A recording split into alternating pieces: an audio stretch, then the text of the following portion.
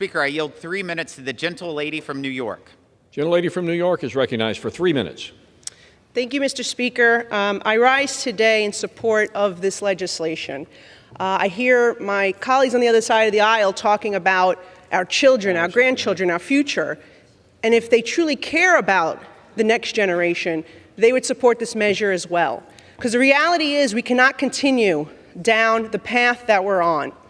Right now, we are seeing Republicans take over this House from a body that, with complete control with the president, chose the Democrats to add $10 trillion in new spending in just 2 years. Today, we are facing a debt-to-GDP ratio of 121%, completely unsustainable. When I was born in 1980, it was 35%. And the debt at that time was $900 billion. Today, it's $31.4 trillion.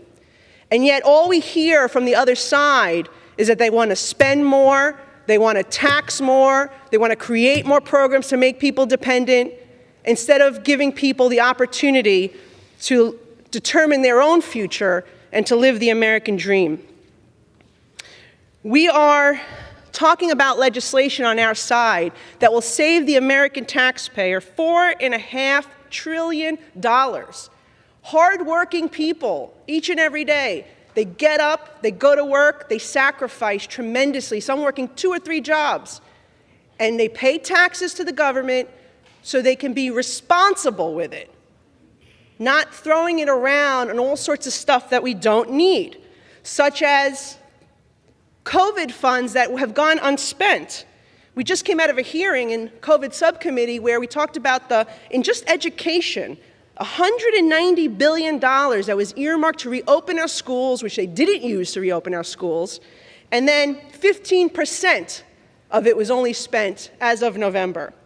We're talking about saving the taxpayers 30 to 60 billion right there, 50 to 60 billion right there, just by reclaiming those funds. Biden's IRS army. This is what the other side proposes. How they want to tax people more. They want to take more of the hard-earned taxpayers' money. That's how they plan on paying down our debt, not by having pro-growth policies that stimulate our economy, that help us grow, help companies expand so they can create more jobs. No, they don't want pro-growth policies that are good and for prosperity for our country. They want to continue to hammer people and continue to tax them, nickel and dime them at each and every turn.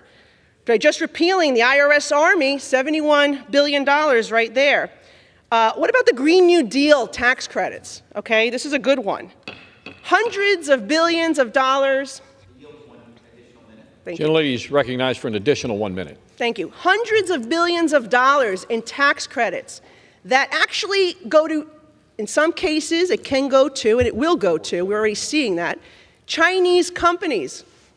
Companies that are affiliated with the Chinese Communist government, all while destroying American energy here at home. Reliable, affordable American energy. And that is the reason, by the way, the destruction of that industry by the left is the reason why we're seeing costs of energy skyrocket for American families, as well as food costs skyrocket for the American families. The spending and the anti-energy policies that they've put forward in the 2 years when they had complete control is a reason why we see so much hardship for American families today. And so the last thing is, well, work requirements are a good thing.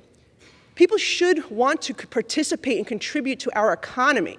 It will help the labor shortage issues that we're seeing, while giving people the ability to self-determine their future, not be dependent on government. We need those programs. It's critically important for us to encourage people. And by the way, we're talking about people. Gentlelady's time has expired. Thank you very much. Gentleman from Massachusetts.